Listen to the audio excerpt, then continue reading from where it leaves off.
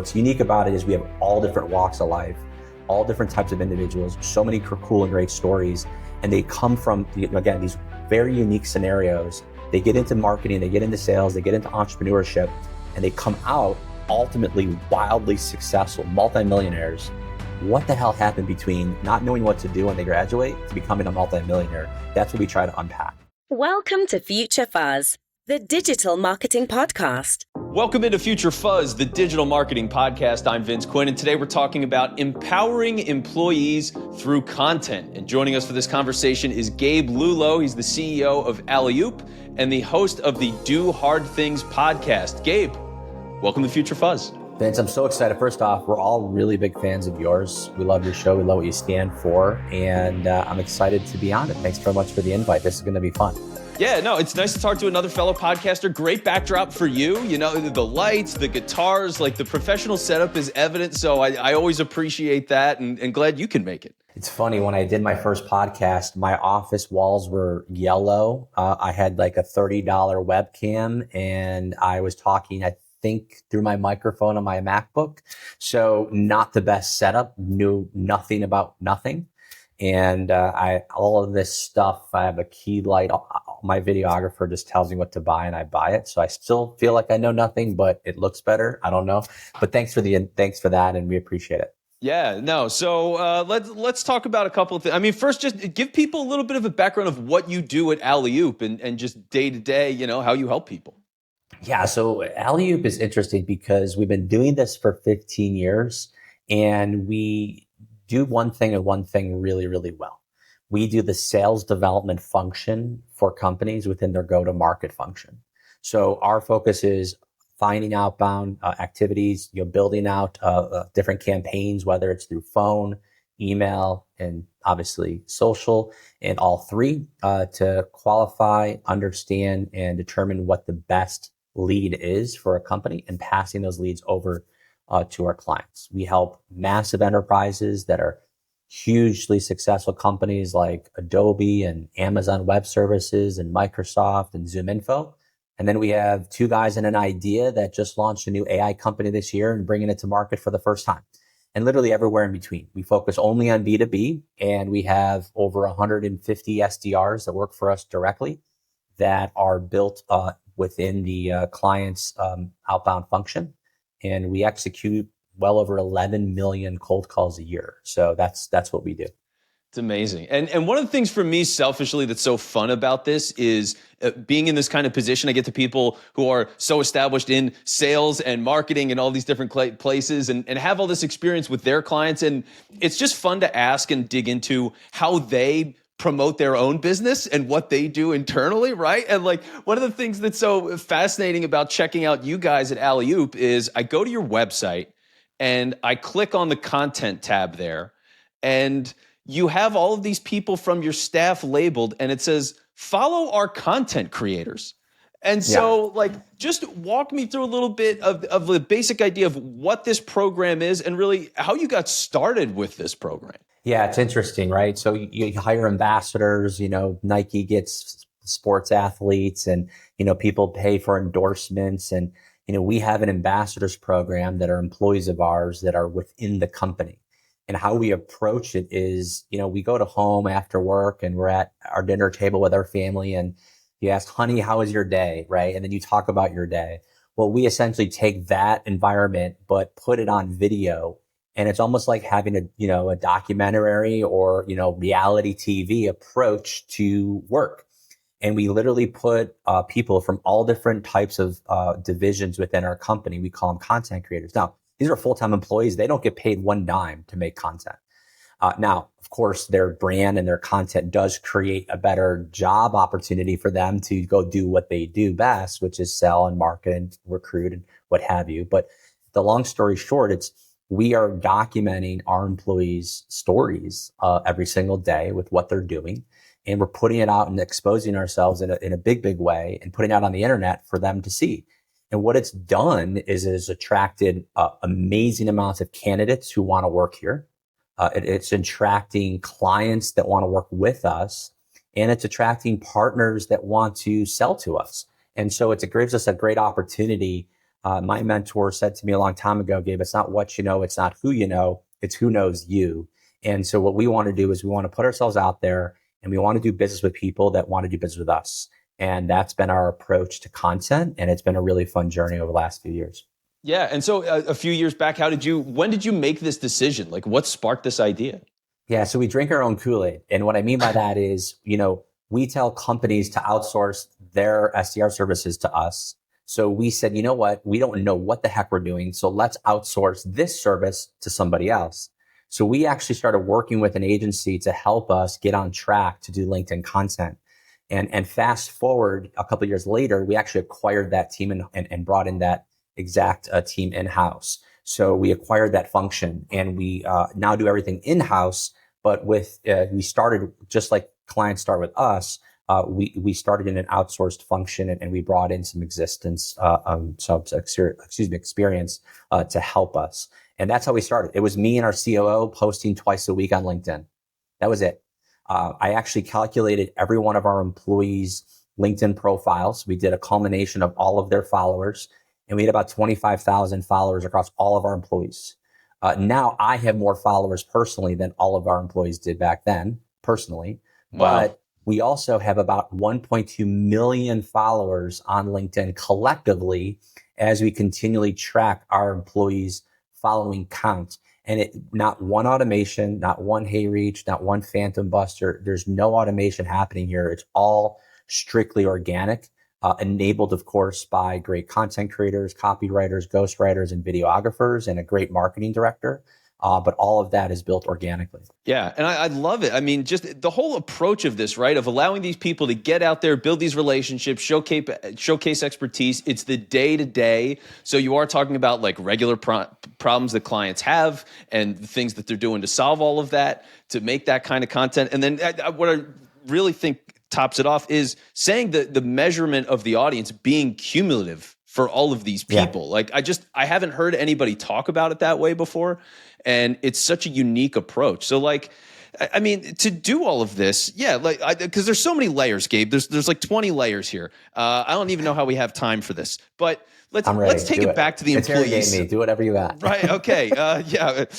So let's go to the employee side first. I mean, because when you pitch it, like as an employee, I mean, one, this is such a hell yeah scenario, right? Like okay, I can build my own brand. You guys are supporting me in making this content, and it does become part of the job that makes my job easier and helps the business. So like, I would figure what you're seeing with that, just a guess, but like retention is probably better, people sticking around longer, and the advocacy element where people, I would imagine, are excited to go to work every day rather than like, oh, this is, got to punch the clock and do that kind of stuff. Like I would figure your morale is very good, is my guess. Yeah, absolutely. I mean, our culture, we're a sales organization. Now, we're called Alleyoop for a reason. For those who don't understand or know the word or the term, it's a basketball term. It means really the ultimate assist in basketball. It's that time on ESPN reel where the player throws the ball up about 2 feet away from the basket, and then someone else comes in and grabs it and slam dunks it. That's an alley-oop on basketball, and it's our same approach to business. More than just setting up appointments for our clients like we do, but also our team captains are our sales managers. Our coaches are our trainers. We're all working in a 10-person pod on a video sales floor, and we're always, making calls at the same time in a video room remotely, versus people doing it by themselves on an island at home, a very lonely and scary place to be. And we're supporting each other. I would say it takes a village to raise a salesperson. Well, it takes a team to raise a great player. And we look at it from that perspective. We have a scorecard. We have a scoreboard. We're all, have stack rankings. We're all shooting shots at the same time, and we're failing together and we're succeeding together. If we don't say the right thing or feel like, there could be improvement, we coach people live right there and they take the feedback. And on the flip side, when we're getting prospects who are negative, nasty people, I'm sure you've heard a couple of them are, we laugh about that and joke around with it and rub it off, right? Our shoulders. And then on the other most important part is the celebration, giving those high fives, pat on the backs when someone has an appointment set or a lead created. It's just a great feeling. So that's our mantra of our culture. Now, it's not for everybody. If people are coming here and they want to be on their couch and never be on video and work when they want and kind of just project work and, we'll give you leads on Monday and see you on Friday type of scenario. No one lasts if that's your approach to work from home. But if your approach to work from home is to be in an environment and be like you're on a physical team, a sports team playing each and every day at the same time, that's the people that gravitate to us and stay with us and love our culture. Future Fuzz is sponsored by SalesSource, B2B pipeline management and sales growth for your business. And being able to do that collectively, make it competitive a little bit, but supportive at the same time. I mean, it's such a beautiful thing, because I think that is one of the hardest parts sometimes when it comes to content, even when there is a team aspect where there's maybe 4 or 5 people that are involved in making it. They tend to be siloed in terms of what their responsibilities are. So to be able to say, hey, well, you're doing this and I'm doing this and we're both doing the same thing. I mean, the kinds of feedback and growth, I can imagine the way it's evolved over these last couple of years must be pretty significant, no? Yeah, I mean, competition is healthy, but as long as it's healthy competition, right? And if you think about it, if you're cutthroat, if you're, trying to take advantage, if you're, and then we've seen people like this and we fire them immediately. I remember years ago, our number one producer on our sales floor for 2 months in a row, and I fired him. So why did I fire our number one producer? That's kind of a bad business decision, right? No, it wasn't, because he was a jerk. He never helped people. He showed up late all the time. He thought he owned the place. When people asked him for help, he didn't offer. He would take leads away from people. We saw it in the CRM happen. I'm like, who is this guy? And it was just, an individual contributor, and that is literally it. And that's just not the environment you want to have on a team sport. And so that's how we approach everything we do, including our content. And to your other point is, we're working collectively here. We have content creators from recruitment. We have them from campaign or client success. We have them from sales. We have them from sales development. We have them from executive leadership. And we're always talking again about different things that are happening in real today life. A lot of people who do content, I think their biggest thing once they start doing it for a little bit is writer's block. It's real. It exists. It's hard to think of things to talk about all the time without sounding like everyone else. And so we've never experienced that, because we literally talk about the things that happened last week. We talk about the success stories. We talk about the learning scenarios. We talk about the failures, and we talk about what's going on in the market every day with us in real life scenarios. And we always have something to say, because there's always things going on. Yeah, and obviously you get to answer common problems that you see crop up from time to time. And that's one of the beautiful things of content too, is it allows you to be self-reflective in a sense with the business of maybe we should have more messaging about this kind of thing, because it keeps coming up with us on the back end. It's a totally preventable or easily attackable issue before they get further in the funnel or whatever it might be. So that perspective is huge. And from the other side too, of having these people as representatives, because it's not just you're making the content and they're doing it on these channels like LinkedIn, but the ability for them to get on other podcasts and grow the reach that way.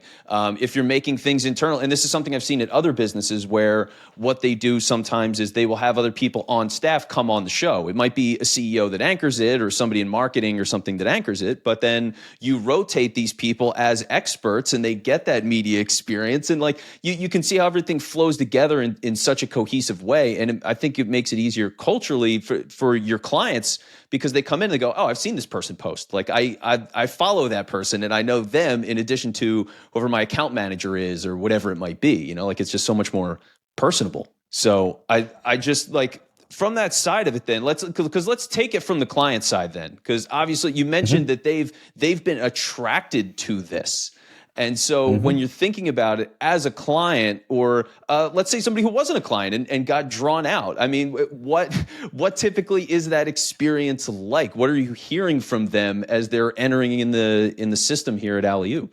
Yeah, it's a great question. And it's interesting because we actually send out our LinkedIn profiles in our follow-ups, in our circle backs, in our, post connections or post demos, before or during and even after. And what we are noticing, I think the biggest thing, a lot of people do start doing content. I think it's a light switch. And oh my God, I'm going to start doing content. In 3 posts, I'm going to have people knocking on my door asking for business. By the way, it does not happen that way. No. Nor do you want it to happen that way. What you want is, this is the measuring, the barometer, the measuring stick is, once you start going into those demos, Do they recognize you? Have they actually heard or make some quotes of what you said on Vince's podcast, right? Is there something there and is it familiar? And that's what we get almost every turn now. Every time I get on a demo, I did it twice today, where I'm the third or second conversation in their sales journey. So our sellers are doing meetings. They bring me in to kind of be that final, hey, want our CEO to say hello, or maybe speak with their CEO to get some questions figured out before close.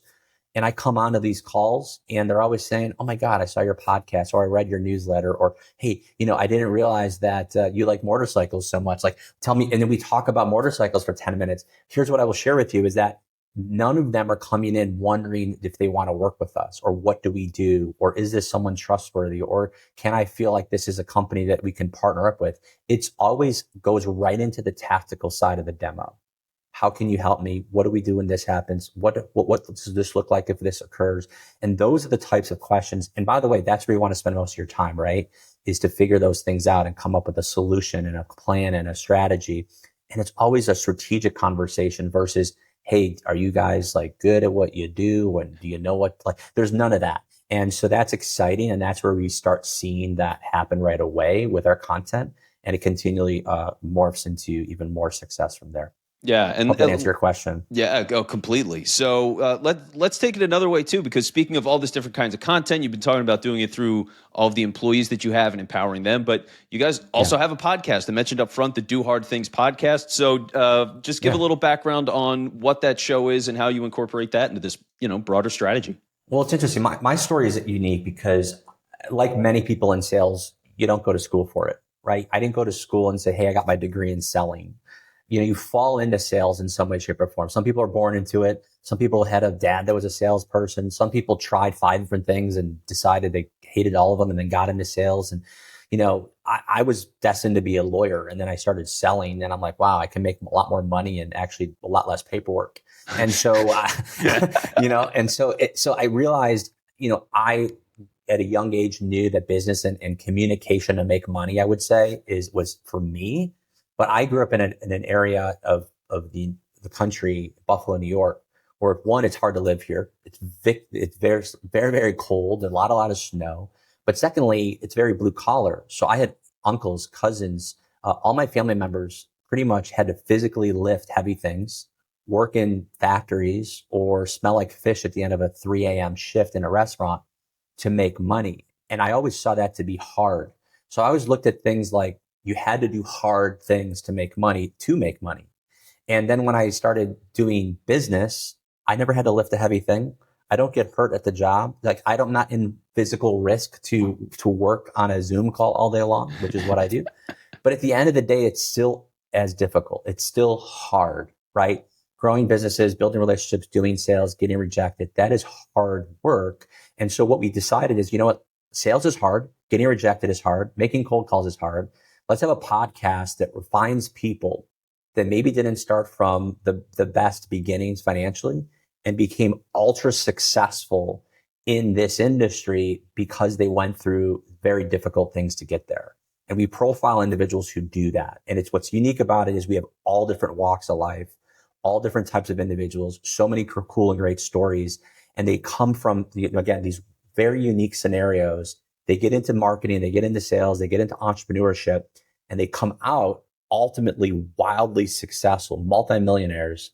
What the hell happened between not knowing what to do when they graduate to becoming a multimillionaire? That's what we try to unpack. Yeah. And at this point now, as we record this, 3 seasons in the books so far for the show. So congratulations that. 3 seasons in the books. We're in production right now for the next 2 seasons for sure. And we're really excited to continue it on. It's interesting. I was in the beginning, like asking for favors, right? Of people, hey, do you want to come on the show? And now it's at the point where people are asking me to hop on the show so many times. So it's very exciting to be in that tipping point of the show right now.